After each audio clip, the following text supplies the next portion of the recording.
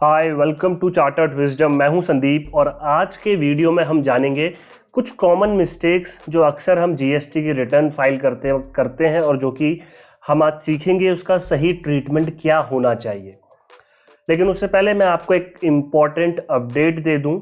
हम 12 अप्रैल से शुरू कर रहे हैं हमारा जीएसटी कोर्स का नया बैच, जिसमें आप रजिस्टर कर सकते हैं। ये वेबसाइट का लिंक आपको डिस्क्रिप्शन में मिल जाएगा। इस कोर्स की खास बात यह है, इसका नाम है एडवांस जीएसटी सर्टिफिकेट कोर्स। इसमें हम बिल्कुल बेसिक से जीएसटी को समझेंगे और एकदम एडवांस लेवल तक हर टॉपिक कवर करेंगे, चाहे वो स्कोप ऑफ सप्लाई हो, time of supply, value of supply, place of supply, export import, reverse charge, composition, input tax credit, return filing, चाहे वो R1 हो, 3B हो, GSTR 9 हो, 9C हो, रिकन्सिलिएशन हो, कंपोजिशन स्कीम का ट्रीटमेंट हो, इनपुट सर्विस डिस्ट्रीब्यूटर या non resident person, casual taxable person, हर चीज़ हम इसके अंदर कवर करेंगे। और ट्रस्ट मी, ये कोर्स आपको सबसे कम प्राइस पर मिल रहा है, जिसकी फ़ीस है सिर्फ 999 में। ये सर्टिफिकेट कोर्स है, 3 महीने का ये कोर्स है और 3 महीने के बाद हम एक online open book exam conduct करेंगे और उसके बेस पे आपको सर्टिफिकेट मिल जाएगा। तो ये सारी डिटेल आपको डिस्क्रिप्शन में मिल जाएगी। रजिस्ट्रेशन करने के लिए आपको इसी लिंक पे सबसे नीचे एक ऑप्शन मिलेगा पे नाउ का, जहां पर आप अपनी कुछ बेसिक डिटेल्स प्रोवाइड करेंगे, जैसे name, address, date of birth, phone number और ईमेल आईडी। इन केस अगर इस कोर्स से रिलेटेड आपकी कोई क्वेरी है तो आप हमें कांटेक्ट कर सकते हैं इस नंबर पर। और 12 अप्रैल से ये नया बैच शुरू हो रहा है और अगर आप 12 अप्रैल के बाद अगर इस वीडियो को देख रहे हैं तो भी आप इस लिंक पे जाके देख सकते हैं कि क्या हमारा ये बैच एक्टिव है या फिर कोई नया बैच एक्टिव है, तो आप उसके लिए रजिस्टर कर पाएंगे। तो आते हैं आज की वीडियो में। इस पर हम जानेंगे सबसे पहली मिस्टेक्स, रिवर्स चार्ज का गलत ट्रीटमेंट। या बहुत से लोग हैं जो इसका ट्रीटमेंट ही नहीं करते हैं, जो कंसीडर ही नहीं करते, और ये बड़ी दिक्कत आ सकती है। तो शॉर्ट में समझते हैं पहले रिवर्स चार्ज का मतलब क्या होता है। देखिए, आम तौर पे क्या होता है, नॉर्मल केस में होता ये है कि सप्लायर कुछ गुड्स और सर्विसेज या दोनों सप्लाई करता है रिसिपिएंट को, और रिसिपिएंट बदले में पेमेंट करता है सप्लायर को। साथ ही जो जीएसटी का अमाउंट होता है वो भी सप्लायर को पे करता है, और सप्लायर इस टैक्स अमाउंट को एज अपनी आउटपुट टैक्स लायबिलिटी के तौर पर शो करता है और इसे गवर्नमेंट को पे कर देता है। और ये जो रिसिपिएंट होता है, ये जब अपनी रिटर्न फाइल करता है GSTR 3B, तो गवर्नमेंट से इनपुट टैक्स क्रेडिट, जिसे हम ITC कहते हैं, ये क्लेम कर लेता है। ये होता है नॉर्मल केस। लेकिन अगर रिवर्स चार्ज हो जाता है तो हमें क्या ट्रीटमेंट करना होगा। देखिए, अगर ये रिवर्स चार्ज है और हम रिसिपिएंट हैं, तो रिसिपिएंट हैं तो हम अपना जो रिसिपिएंट का काम था कि भाई ITC क्लेम करना, ये तो हम एज इट इज करेंगे, चाहे फॉरवर्ड चार्ज हो चाहे रिवर्स चार्ज हो। हम अपना इनपुट टैक्स क्रेडिट तो क्लेम करेंगे अगर हमने कोई भी गुड्स या सर्विसेज को रिसीव किया बिजनेस पर्पस के लिए, और जो भी ITC की कंडीशन होती है अगर हम वो सेटिस्फाई करते हैं। कैसे क्लेम करेंगे? GSTR 3B के टेबल नंबर 4 के अंदर हम ITC क्लेम करेंगे। लेकिन जो गवर्नमेंट को टैक्स सप्लायर पे करता फॉरवर्ड चार्ज में, वो रिवर्स चार्ज में तो सप्लायर कर नहीं सकता। तो ऐसे में होगा क्या? देखिए, ऐसे में होगा ये कि ये ट्रीटमेंट थोड़ा सा अलग हो जाएगा। अब जो रिसिपिएंट है वो टैक्स का पेमेंट सप्लायर को नहीं करेगा, रिसिपिएंट को ये टैक्स का पेमेंट गवर्नमेंट को करना पड़ेगा। लेकिन कैसे करना पड़ेगा? तो जब वो अपनी GSTR 3B फाइल करेगा तो टेबल नंबर 3.1 के अंदर वो अपनी लायबिलिटी, आउटपुट लायबिलिटी के अंदर रिवर्स चार्ज यानी कि RCM वाली सप्लाई को मेंशन करेगा और बताएगा कि उसका कितना टैक्स पेबल बनता है, और उसी 3B के टेबल 4 के अंदर वो इनपुट टैक्स क्रेडिट क्लेम कर लेगा। लेकिन अब यहाँ पर बड़ी इंपॉर्टेंट वाली बात ये आती है कि ये जो RCM की लायबिलिटी वो शो करेगा, इसे वो कैसे पे करेगा। आमतौर पे हमारी कोई लायबिलिटी होती है तो हम उसे देखते हैं कि भाई अपने क्रेडिट लेजर में से पे कर देते हैं। क्रेडिट लेजर में से अगर हम उसको पे कर देते हैं तो हमारी लायबिलिटी खत्म हो जाती है। लेकिन अगर हम उसको क्रेडिट लेजर से पे नहीं करते हैं, यानी क्रेडिट लेजर हमारा है ही नहीं, तो हम उसको कैश लेजर से पे करते हैं आमतौर पे, अगर कोई नॉर्मल लायबिलिटी हमारी होती। लेकिन क्योंकि ये हमारी रिवर्स चार्ज की लायबिलिटी है तो हम क्रेडिट लेजर का इस्तेमाल नहीं करेंगे। हमें अपनी आरसीएम की जो लायबिलिटी है, आरसीएम की जो लायबिलिटी है वो कैश लेजर से ही ऑफसेट करनी पड़ेगी। अगर हमारे कैश लेजर में अमाउंट नहीं है तो हमें आरसीएम का अमाउंट कैश लेजर में डालना पड़ेगा, तभी जाके हम अपनी आरसीएम की लायबिलिटी कंप्लीट कर पाएंगे। और हम फिर जीएसटीआर 3B में उसी मंथ, सेम मंथ में हम चाहें तो अपना इनपुट टैक्स क्रेडिट भी क्लेम कर सकते हैं। अब एक चीज़ और ये आती है कि भाई आरसीएम कौन कौन से गुड्स या सर्विसेज पर लगता है, तो ये सिर्फ कुछ ही गुड्स या सर्विसेज के ऊपर लगता है जो कि नोटिफाइड है। हमारी आरसीएम की एक पुरानी वीडियो है, हमने उस पर डिस्कस किया। बाकी अगर आप इस कोर्स में रजिस्टर करेंगे तो अब उसमें बहुत डिटेल में ये सारी चीज़ें कवर करेंगे। एग्जाम्पल के तौर पे अगर आपने बिजनेस पर्पस के लिए एडवोकेट की सर्विस ली है तो आमतौर पर एडवोकेट तो हमसे जीएसटी चार्ज करेगा नहीं क्योंकि ये रिवर्स चार्ज की सप्लाई है, लेकिन ये हमारी रिस्पॉन्सिबिलिटी है कि हम आरसीएम के तहत एडवोकेट की जो फीस है उसे शो करें। उसी तरीके से गुड्स ट्रांसपोर्टेशन एजेंसी जो होती है, जिसे हम जीटीए भी कहते हैं, अगर वो हमसे गुड्स ट्रांसपोर्टेशन के लिए फीस चार्ज करते हैं तो बदले में अगर वो हमसे जीएसटी चार्ज नहीं कर रहे तो हमारी रिस्पॉन्सिबिलिटी है कि हम आरसीएम के अंदर टैक्स जमा कराएं, और वो सिर्फ कैश लेजर से होगा। ये एक गलती है जो बहुत लोग शायद कर देते हैं, जो क्रेडिट लेजर से उसे ऑफसेट करने की कोशिश करते हैं, लेकिन इसे कैश लेजर से ही हमें करना पड़ेगा। नेक्स्ट जो हमारी आमतौर पर गलती होती है वो कंपोजिट सप्लाई का गलत ट्रीटमेंट। देखिए कंपोजिट सप्लाई क्या होती है? कंपोजिट सप्लाई सेक्शन 8 के तहत गवर्न होती है, जिसमें यह कहा जाता है कि भाई अगर दो या दो से ज़्यादा टैक्सेबल सप्लाई अगर हो, जिसमें जो आमतौर पर in the normal course of business वो एक साथ प्रोवाइड करी जाती है, बेशक हम उसको चार्ज, उसका जो अमाउंट है वो हम अलग अलग सेपरेट करके शो करें, लेकिन हम उसे एक ही ट्रीट करेंगे। एग्जाम्पल के तौर पे, फॉर एग्जाम्पल जैसे कई लोग हैं, मान लेते हैं हम गुड्स सप्लाई करते हैं और हमारा जो गुड्स है वो 18% के रेट पर टैक्सेबल होता है, तो हमने 10,000 के गुड्स कस्टमर को सेल किए, तो हमने कस्टमर से जब बिल इशू किया तो 10,000 रुपये के हमने गुड्स दिखाए और बोला 10,000 के ऊपर 18% कस्टमर से हम जीएसटी चार्ज करेंगे। लेकिन ये गुड्स हमें कस्टमर को डिलीवर भी करवाने हैं, तो कस्टमर को डिलीवर करवाने के लिए हमने क्या किया, एक गुड्स ट्रांसपोर्ट एजेंसी को हायर किया और उस गुड्स ट्रांसपोर्ट एजेंसी ने हमसे 1,000 रुपये चार्ज करे और हमसे और कुछ भी फीस चार्ज नहीं करी, कोई टैक्स अमाउंट चार्ज नहीं करा। तो उस केस में होगा क्या, ये जो जीटीए वाली अमाउंट है ये तो आरसीएम के अंदर आ जाएगी, यानी कि रिवर्स चार्ज में आ जाएगी। जो हमने पहले ट्रीटमेंट देखा वो हमें करना पड़ेगा।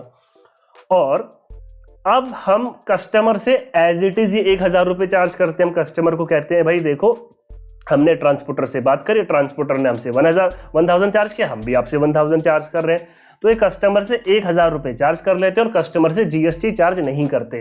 यही सबसे बड़ी गलती है जो अक्सर लोग करते हैं। तो वो क्या करते हैं, सिर्फ 10,000 के ऊपर जीएसटी चार्ज करते हैं, 1,000 के ऊपर जीएसटी चार्ज ही नहीं करते, या चार्ज करते हैं तो कुछ लोग 5% के रेट पर चार्ज करते हैं, वो भी गलत है। अगर हम कस्टमर से किसी भी रूप में एक्स्ट्रा पेमेंट ले रहे हैं, फॉर एग्जाम्पल अगर हम उसे लेट फी भी ले रहे हैं, या हम उससे इंटरेस्ट भी चार्ज कर रहे हैं, या फिर हम उससे फ्रेट के चार्जेस ले रहे हैं, ये सब उसी रेट पे टैक्सेबल होगा जिस रेट पे हमारा प्रोडक्ट या गुड्स टैक्सेबल है। अगर हमारे मल्टीपल गुड्स है और मल्टीपल टैक्स रेट है तो उस मल्टीपल टैक्स रेट के प्रोपोर्शन में हमारा ये फ्रेट, लेट फी या इंटरेस्ट के चार्जेस हम टैक्सेबल होंगे। अच्छा, इसमें एक चीज़ हमें और ध्यान में रखनी है, लेकिन अगर कहीं ऐसा सिनेरियो है, एग्जाम्पल के तौर पे कोई ट्रैवल एजेंट है और हम उसके पास जाते हैं कि भाई हमें एक एयर ट्रैवल का टिकट बुक करवाना है, हमारे किसी कंपनी के डायरेक्टर के लिए ऑफिशियल विजिट है। तो लेट्स से ट्रैवल एजेंट कहता है कि भाई देखो 10,000 रुपये की टिकट है और जितने की भी टिकट होगी ना उसका 10% ट्रैवल एजेंट लेट से चार्ज करता है। तो मान लेते हैं ट्रैवल एजेंट 1,000 रुपये चार्ज करता है, यानी ट्रैवल एजेंट अब बिल इशू करता है और ट्रैवल एजेंट कहता है कि भाई 10,000 रुपये टिकट का प्राइस हो गया, 1,000 रुपये मेरी फीस हो गई और मैं जो जीएसटी चार्ज करूंगा, अब वो क्या हम 11,000 के ऊपर चार्ज करेंगे कि 1,000 के ऊपर चार्ज करेंगे? तो यहां पर आंसर है कि वो सिर्फ 1,000 के ऊपर ही ट्रैवल एजेंट जीएसटी चार्ज करेगा, क्योंकि वो जो सर्विस प्रोवाइड कर रहा है वो तो सिर्फ 1,000 रुपए की है।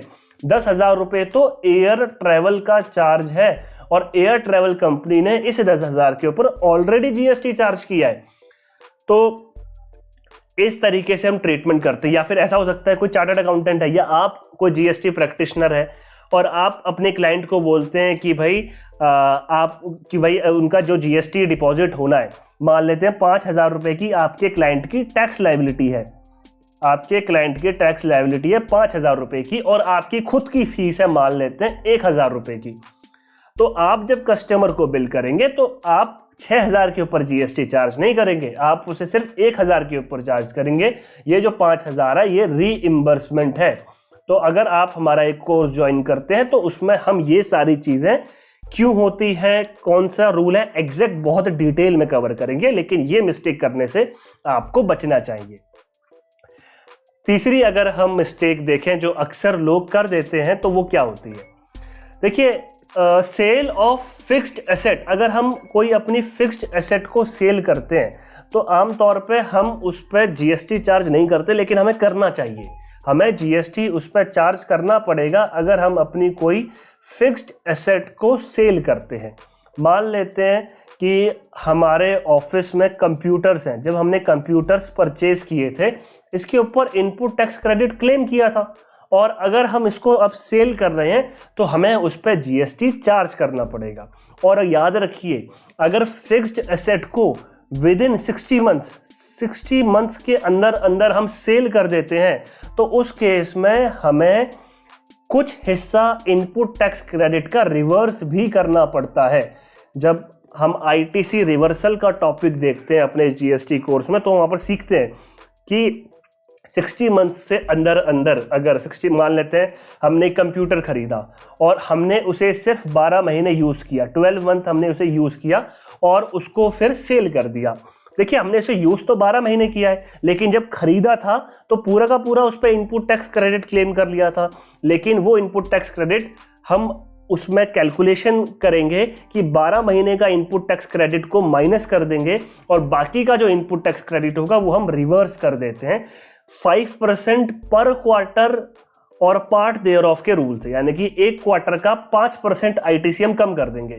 तो अगर हम देखें 60 मंथ्स टोटल लाइफ होती है कोई भी फिक्स्ड एसेट की और 12 महीने अगर हमने इसे यूज़ कर लिया है तो 48 मंथ्स अभी भी उसके बचे थे यूज़ करने के लिए और हमने इसे यूज़ नहीं किया, हमने पहले ही सेल कर दिया। तो 48 मंथ्स को हम क्वार्टर में कन्वर्ट कर लेंगे जिसे हम 3 से डिवाइड कर लेंगे। तो अगर हम इसको 3 से डिवाइड करते हैं तो ये 16 क्वार्टर्स हो जाते हैं। तो 16 क्वार्टर यानी एक क्वार्टर का 5%, तो 16 इंटू 5 यानी कि 80%। तो हमने जब कंप्यूटर परचेज किया था 100% आईटीसी क्लेम कर लिया था, लेकिन अब हम उसे 80% रिवर्स कर देंगे क्योंकि हमने उसे पूरी तरीके से यूज़ नहीं किया। तो ये कैलकुलेशन आपको ज़रूर ध्यान में रखनी है जब भी आप कोई फिक्स्ड एसेट को सेल करते हैं। अक्सर इसमें गलती लोग करते हैं। अगला है कि बैंक चार्जेस पे जब आप इनपुट टैक्स क्रेडिट क्लेम जो करते हैं वो करना भूल जाते हैं और इसका ट्रीटमेंट आप गलत करते हैं। कैसे इसका ट्रीटमेंट होगा उसको समझ लेते हैं। अगर आप अपनी बैंक स्टेटमेंट देखेंगे, आप वहाँ पर देखते हैं कि भाई बैंक ने हमसे चार्जेस लिए हुए हैं। मैं एग्जाम्पल के तौर पे आपसे कहता हूँ, बैंक ने आपसे 118 रुपये चार्ज लिए हैं। तो अब क्या है कि आप इस 118 को ना पूरा का पूरा बैंक चार्जेस ट्रीट कर लेते हैं, बट ऐसा होता नहीं है और बैंक आपको इनवॉइस भी नहीं देता। लेकिन जब आप अपनी 2A के अंदर देखेंगे या आप अपने बैंक से इनवॉइस मांगेंगे कि भाई आप हमें इनवॉइस दो, तो आप उसमें ये चीज़ पाएंगे कि जो बैंक चार्जेस हैं वो सिर्फ 100 रुपये के हैं। जो 18 रुपये एक्स्ट्रा बैंक ने चार्ज किए हैं ये जीएसटी का अमाउंट होता है। और आप अपनी जब अकाउंटिंग बुक्स में यानी कि टैली में मान लेते हैं आप एंट्री करते हैं, तो आप एंट्री क्या करेंगे, bank charges account debit 100 rupees input CGST input SAGST to bank, जो भी बैंक में आपका अकाउंट है तो इनपुट CGST SGST 99% हो जाएगा और 118 ये हो जाएगा। लेकिन लोग गलती क्या करते हैं, पूरा का पूरा बैंक चार्जेस 118 क्लेम कर लेते हैं, जो कि गलत है। आप जब अपनी प्रॉफिट एंड लॉस अकाउंट बनाएंगे तो वहां पर आप 18 रुपए का एक्सपेंस ज्यादा क्लेम कर रहे हैं, बट वो एक्सपेंस नहीं है, वो तो GST का अमाउंट है जिसका आपको इनपुट टैक्स क्रेडिट मिलेगा। तो ये चीज भी आपको ध्यान में रखनी। उसी तरीके से बैंक चार्जेस के अलावा एयर ट्रैवल, जैसे आप एयर ट्रैवल के होते हैं तो कई बार हम वो बिल नहीं कंसिडर करते अपनी अकाउंटिंग, पूरा का पूरा एक्सपेंस मान लेते हैं, उस पर भी हम इनपुट टैक्स क्रेडिट क्लेम कर सकते हैं। टेलीफोन के बिल होते हैं, तो ऐसे बहुत सारे बिल हो सकते हैं। और फिफ्थ मिस्टेक्स जो अक्सर कर सकते हैं हम, अगर हम कोई अंडर कंस्ट्रक्शन बिल्डिंग या अपार्टमेंट को खरीद रहे हैं या हम बेच रहे हैं तो हमें उस पर GST चार्ज करना है। यस, अगर वो बिल्डिंग है फिर भी हमें GST चार्ज करना है। कंडीशन ये है कि अभी वो कंस्ट्रक्शन उसका कंप्लीट नहीं हुआ है, और उससे पहले अगर हम कोई अमाउंट रिसीव कर लेते हैं उस बिल्डिंग को सेल करने के लिए तो हम उसे GST के अंदर कंसीडर करते हैं, और जितनी भी उसकी वैल्यू है उसमें से 1/3 वैल्यू को माइनस कर देते हैं। यानी कि उसकी वैल्यू जितनी भी है 1/3 माइनस कर देते हैं, और जो भी अमाउंट आती है जो कि 2/3 वैल्यू होगी, यानी कि 60 लाख का अगर वो अपार्टमेंट है अभी अंडर कंस्ट्रक्शन है, इसमें से 1/3 माइनस कर देंगे। 60 लाख का 1/3 हो जाएगा आपका 20 लाख रुपीज। तो 60 में से 20 माइनस कर देंगे, यानी कि 2/3 हो गया 40 लाख। तो 40 लाख के ऊपर ही हमें GST चार्ज करना होगा, GST अप्लाई हो जाएगा। लेकिन अगर वो फिनिश्ड फ्लैट है, अंडर कंस्ट्रक्शन नहीं है, कंस्ट्रक्शन कंप्लीट हो चुका है, उसके बाद अगर हम उसे सेल करते हैं तो GST एप्लीकेबल नहीं होगा। इसके बाद है परचेज रिटर्न और सेल्स रिटर्न का गलत ट्रीटमेंट। एक तो आपको पहले ये पता होना चाहिए कि जब सेल्स रिटर्न होती है तो हम कौन सा डॉक्यूमेंट इशू करते हैं। देखिए, हम इशू करते हैं क्रेडिट नोट। अगर हम सप्लायर हैं और हमारी सेल्स कोई रिटर्न हो जाती है, कोई कस्टमर रिटर्न कर देता है, तो हम क्रेडिट नोट इशू करते हैं। और क्रेडिट नोट इशू करने की आखिरी तारीख क्या होती है, कब तक आप इशू कर सकते हैं? जिस भी फाइनेंशियल ईयर में वो सेल हुई थी, मान लेते हैं वो सेल हुई थी 2021 में, 2021 में वो सेल हुआ था, 2021 में वो सेल हुआ था, तो 2021 की अगर कोई सेल रिटर्न आ रही है तो कब तक रिटर्न आ सकती है? सितंबर 21 तक। उसके बाद अक्टूबर 21 में 2021 की सेल रिटर्न नहीं आ सकती, फिर हमें उसे सेपरेट परचेज ट्रीट करना पड़ेगा। तो परचेज जब रिटर्न होती है तो हमें उस समय डेबिट नोट रेज करना पड़ता है, और जब सेल्स रिटर्न होती है तो हमें क्रेडिट नोट इशू करना पड़ता है।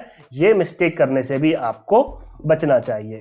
और आखिरी जो चीज़ है, अगर कोई हमारे अदर सोर्स की इनकम है, फॉर एग्जांपल हमने कोई कमर्शियल प्रॉपर्टी, याद रखिए रेसिडेंशियल प्रॉपर्टी नहीं, कमर्शियल यूज़ के लिए अगर हमने कोई प्रॉपर्टी रेंट पे दे रखी है, उसमें भी GST एप्लीकेबल होता है। या आपका मेन बिजनेस के अलावा अगर आपकी कोई कमीशन की इनकम भी हो रही है तो भी वो GST के दायरे के अंदर आएगी। तो आई होप आपको ये कॉमन मिस्टेक समझ में आई होगी और हमने इसे डिटेल में डिस्कस किया है।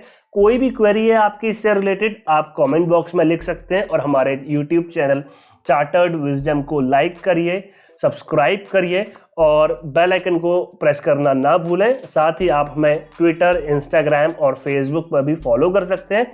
इस कोर्स से रिलेटेड अगर आपकी कोई भी क्वेरी है तो आप हमें डायरेक्टली कांटेक्ट करिए हमारी वेबसाइट पर, और यहीं से आप रजिस्टर कर सकते हैं। बहुत अच्छा ये कोर्स है।